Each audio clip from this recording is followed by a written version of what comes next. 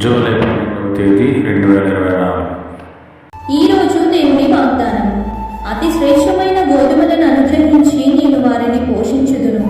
కీర్తనల గ్రంథం 81వ అధ్యాయం 16వ వచనం. యేసయ్య